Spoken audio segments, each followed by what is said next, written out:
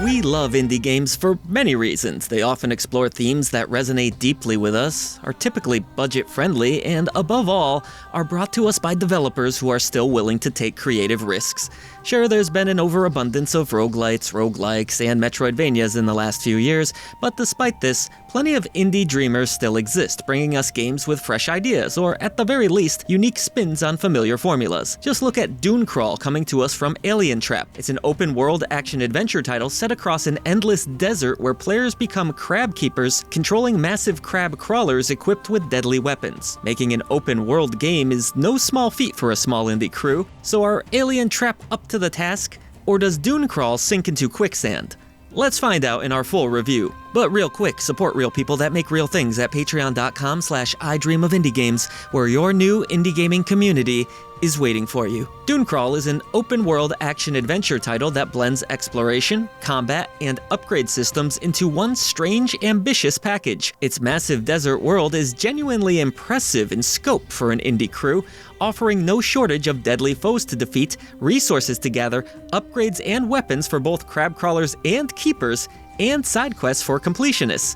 It's a bit of an odd duck conceptually that manages to stand out from other open-world games, and while it's fully playable solo, it feels built around co-op, supporting up to 4 players in total, either online or off. DuneCrawl doesn't feature a ton of visual options, covering the basics such as resolution, VSync, anti-aliasing, shadows, and not much else. Audio options are equally minimal. There are a few interface settings, players can rebind controls, and several difficulty options are available, which thankfully can be changed at any time during gameplay if you find yourself struggling.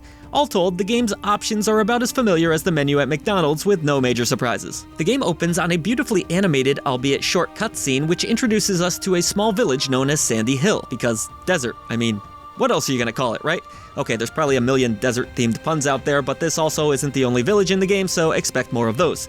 Our lovable crab keepers seem to be enjoying the day like any other when suddenly the village comes under attack by a massive enemy clay crawler, which wants to overtake the territory amongst others which are strewn across the lands. Basically, they're playing some sort of sicko version of Monopoly, or maybe Risk makes more sense, one of those conquest games. Now you must defend your people who are known as Poloese, setting off our greater adventure that has you trying to bring peace back to the world and stop evil no-gooders from doing more not-so-nice things. I am simplifying things a bit, but the truth is that while DuneCrawl presents an interesting world, it doesn't fill it with that many characters worth caring about. We're introduced to our crawler through an old keeper, we name our crawler, hopefully something appropriate, you sickos, and then it's more or less off to fight the clay crawler and save the day.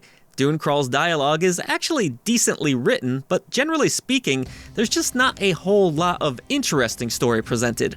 The game scatters a bit of lore, gives you some backstory on the occasional side objective, and that's about it. So all told, the narrative isn't offensively bad, it just feels a bit underdeveloped for what is a pretty interesting looking world that could have made for a compelling tale. Gameplay takes place either on foot or on your crawler. While on foot, you'll have a basic set of actions such as swinging weapons to bust through crates and defeat enemies.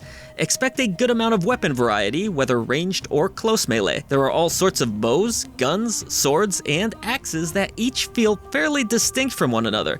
Unfortunately, aiming, especially on a controller, doesn't feel as good as you would like, and some of the close-range weapons feel like they were designed to fail, leaving you open to attacks. While I did enjoy the weapon variety, especially bombs which can bust down cracked walls or explode groups of foes, combat on foot is often just downright frustrating and not as enjoyable as one would have liked, despite a lock-on system that alleviates just a bit of the aggravation. At the least, being able to ride on smaller creatures does offer some fun and amusement, as they feature wobbly controls and other players are able to ride along with you should a seat be available.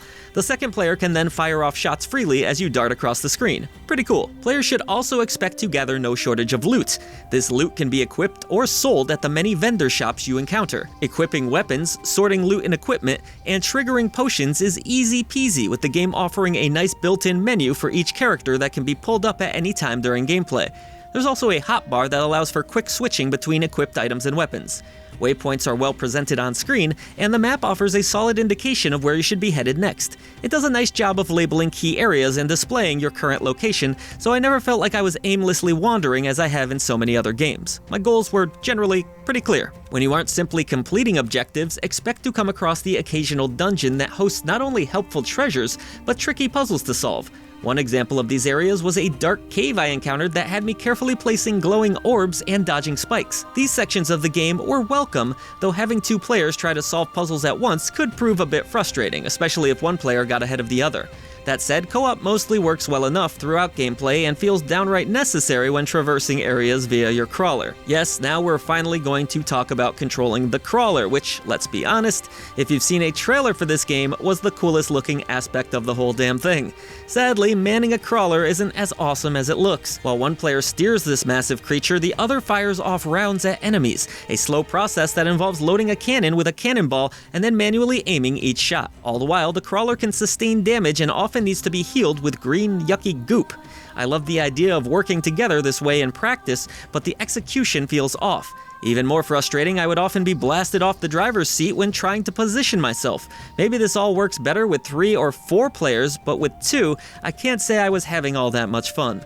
Players can also toss up a shield for a limited amount of time to deflect bullets back towards foes, but it doesn't make things all that much more enjoyable. If playing solo, you'll get a spirit companion to help out, and while I spent most of my game in co-op, when testing this out single player, I found the AI partner to be pretty useless, unfortunately. The one aspect I did enjoy about crawlers was being able to purchase new upgrades for them, mainly plated shields that attach to their legs and make them stronger. And that's pretty much how DuneCrawl plays out. There's 15 hours of this, and if I'm being completely honest, I felt tired of it all around 5 or 6 of those. The quests just aren't all that interesting, the combat is lackluster, and worse yet, it's riddled with awkward bugs and massive random framerate hitches, mainly when traveling via a crawler. On Steam Deck, the on-foot sections ran decently enough, though when exploring with the crawler, those nasty frame rate spikes were even worse, dropping as low as 8 frames per second during my testing. Nothing I came across performance-wise was completely game-breaking, mind you,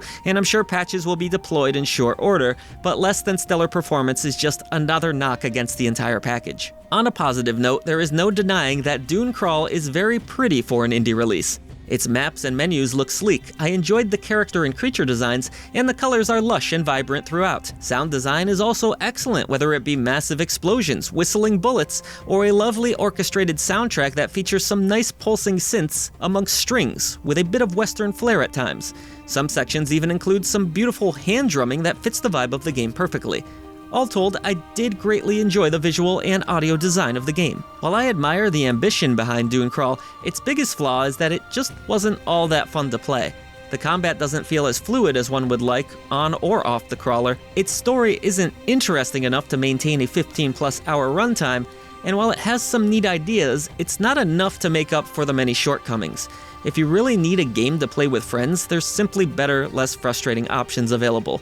It's pretty and sounds lovely, but ultimately, DuneCrawl, much like its sandy world, left me feeling a bit parched. Now with all of that said, I very much look forward to seeing what Alien Trap comes up with next, as I feel there are lessons to be learned here and their next indie endeavor could be exceptional.